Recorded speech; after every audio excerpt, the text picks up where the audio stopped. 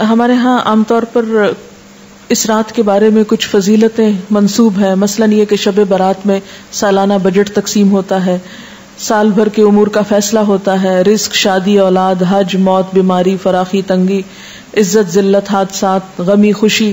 اس رات بعض لوگوں کو مردوں میں لکھ دیا جاتا ہے. تو یہ سب باتیں جو ہے من گھڑت ہیں، ان میں سے کسی ایک چیز کی بھی حقیقت نہیں. یہ سب کچھ لیلۃ القدر تقدیر کی رات میں ہوتا ہے، نہ کہ شعبان کی 15 رات میں.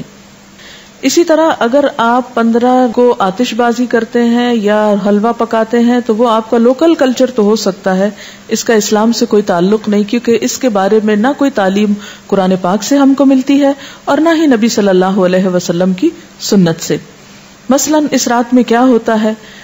حلوہ پکایا جاتا ہے اور دوسروں کو کھلایا جاتا ہے، مردوں کی فاتحہ دلائی جاتی ہے، چراغاں کیا جاتا ہے، کینڈلز وغیرہ لوگ چھتوں پر جلاتے ہیں، اور اب اس کی جگہ دوسری بجلی کی بتیاں بھی جلائی جاتی ہیں، آتش بازی کی جاتی ہے، گھروں میں خاص طور پر رنگ روغن کیا جاتا ہے، صاف کیا جاتا ہے. لیکن اگر غور کیا جائے تو ان میں سے کوئی بھی چیز اپنی اصل کے اعتبار سے قرآن اور سنت سے نہیں ہے.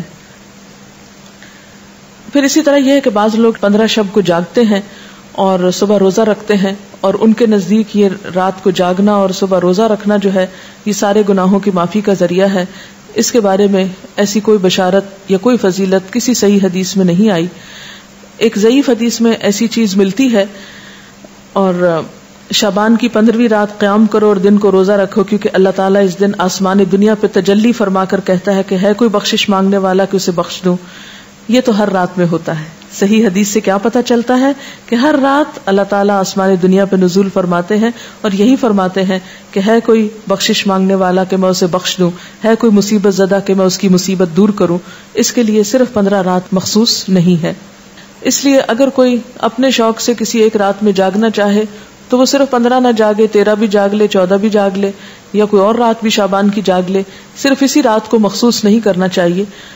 عام طور پر لوگ یہ کہتے ہیں کہ کیا فرق پڑتا ہے، کوئی نیکی کرتا ہے تو کرتا رہے، تو ٹھیک ہے وہ ان کی مرضی. لیکن اگر کوئی یہ سمجھے کہ اس نیکی سے میرے سارے گناہ معاف ہو جائیں گے یا میرے اگلے پچھلے گناہوں کی صفائی ہو جائے گی، تو ایسی کوئی توقع نہیں رکھنی چاہیے. وہ تو یہ بھی ہو سکتا ہے کہ آپ کسی بھی وقت اللہ سے رو کر دعا مانگے تو ہو سکتا ہے پچھلے سارے گناہ معاف ہو جائیں. لیکن اس رات کے بارے میں ایسی کوئی صحیح حدیث جو ہے وہ نہیں ملتی. آپ دیکھیے کہ یہ سب چیزیں بیان کرنے کا مقصد کیا ہے. مقصد یہ نہیں ہے کہ لوگوں کو ایک نیکی سے ہٹایا جائے، مقصد یہ ہے کہ لوگوں کو خود ساختہ بوجھ سے نکالا جائے.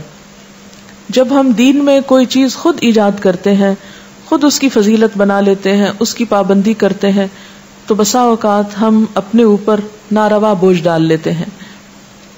یہود و نصارہ کے ہاں اپنے روحانی تزکیے کے لیے کچھ عبادات انہوں نے خود سے خود گھڑ لی تھی جو اللہ کی طرف سے ان پر عائد نہیں تھی. آہستہ آہستہ کیا ہوا، وہ اصل عبادات سے بالکل دور چلے گئے اور خود ساختہ عبادات اپنی گردن پر لاد لی. اور نتیجہ کیا ہوا کہ وہ ایک وقت آیا کہ وہ بالکل دین سے بیگانہ ہو گئے. آج ہمارے معاشرے میں بھی ہم دیکھتے ہیں کہ جو اصل دین ہے اس سے ہم کوسوں دور ہیں. جو کرنے کے کام ہیں وہ ہم کرتے نہیں، اور جو نہیں کرنے کے کام ان کو ہم بہت پابندی سے کرنا شروع ہو گئے ہیں. اس کا نتیجہ کیا نکلا ہے کہ ہم ایسے بوجھ تلے دب گئے ہیں کہ جس نے ہم سے ہمارے فرائض بھی بعض اوقات چھڑا دیے. ہمارے ہاں یہ رات یعنی شعبان میں خاص طور پر 15 شعبان کی رات شب برات کے نام سے مشہور ہے، جس کو شب رات کہتے ہیں. آپ دیکھیے کہ اسلام میں جو اہم دن آتے ہیں قرآن پاک اور سنت رسول صلی اللہ علیہ وسلم سے پتہ چلتے ہیں، ان میں سے بعض یہ ہے، مثلا یوم الحج، یوم عرفہ جس کو کہتے ہیں، یوم ترویہ جس دن حج کی ابتدا ہوتی، یوم نحر جس دن قربانی ہوتی، شہر رمضان جب روزے رکھے جاتے، لیلۃ القدر جو رمضان ہی کے آخری راتوں میں سے ایک ہے، قرآن جس میں نازل ہوا، عید الاضحیٰ، عید الفطر، ایام بیس. پھر اسی طرح یوم الجمعہ اس کی فضیلت آئی ہے، سورۃ الجمعہ بھی ہے. اسی طرح ایام تشریق ہیں، یا کچھ اور دن بھی ہو سکتے ہیں جن کا براہ راست ذکر جو ہے وہ قرآن پاک میں نہیں آیا. لیکن شب برات کا نام نہ کہیں قرآن میں آیا ہے اور نہ کہیں حدیث میں آیا ہے. شب برات نہ قرآن میں نہ حدیث میں. اس کی ایک وجہ تو یہ بھی ہو سکتی ہے کہ اس کا یہ جو لفظ ہے شب، یہ عربی کا لفظ ہی نہیں ہے. یہ کس کا لفظ ہے؟ فارسی کا لفظ ہے. اور اگر اس کے آگے رات لگاتے ہیں، شب رات، تو رات بھی عربی کا لفظ نہیں. اور اگر آپ اس کے آگے برات لگاتے ہیں، شب برات، تو برات بھی عربی کا لفظ نہیں. یہ شاید سنسکرت کا لفظ ہے جو شادی میں برات آتی ہے. بعض لوگ یہ کہتے ہیں کہ اس کا نام شب براءت ہے. براءت کہتے ہیں بیزاری کو، جیسے سورۃ توبہ کے شروع میں آپ نے پڑھا براءۃ من اللہ ورسولہ. سورۃ توبہ کی ابتدا اسی سے ہوتی ہے. تو براءت کا لفظی معنی کیا ہوتا ہے؟ بیزاری. تو اس رات میں کس کی کس سے بیزاری اگر شب براءت کہتے ہیں، حالانکہ براءت کوئی نہیں بولتا. تو یہ اپنی ترکیب کے اعتبار سے بھی کوئی اسلامی ترکیب نہیں ہے، اور نہ ہی کوئی اسلامی اعتبار سے اس کی کوئی فضیلت یا اہمیت یا حقیقت بنتی ہے. شب برات جو ہے یا شب رات جو ہے، ہمارے ہاں عام طور پر باقاعدہ جشن کی شکل میں منائی جاتی ہے. حالانکہ اسلام میں جشن کے دن صرف دو ہیں، عید الفطر اور عید الاضحیٰ. ایک آیت جو عام طور پر اس رات کے بارے میں قرآن پاک سے کوٹ کی جاتی ہے وہ سورۃ الدخان کی یہ آیت ہے، انا انزلناہ فی لیلۃ مبارکۃ انا کنا منذرین فیہا یفرق کل امر حکیم. اس آیت کے بارے میں لوگوں نے یہ مشہور کر رکھا ہے کہ یہ 15 شعبان کے بارے میں ہے.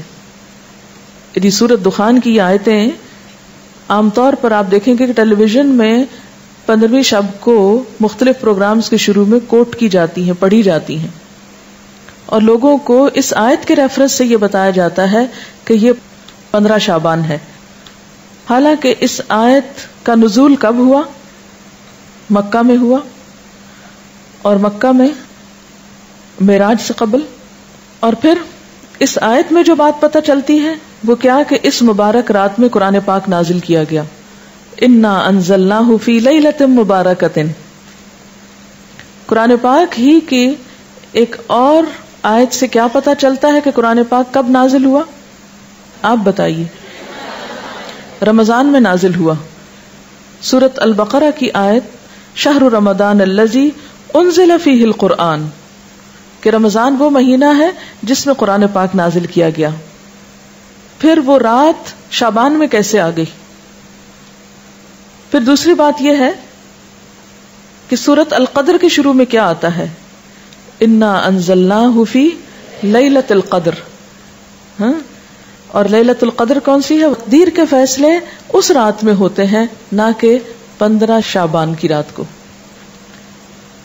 اور پھر آپ دیکھیں کہ اس میں ان آیتوں میں جو میں نے آپ کے سامنے سورۃ الدخان کی پڑھی ہیں، ان میں آتا ہے فیہا یفرق کل امر حکیم.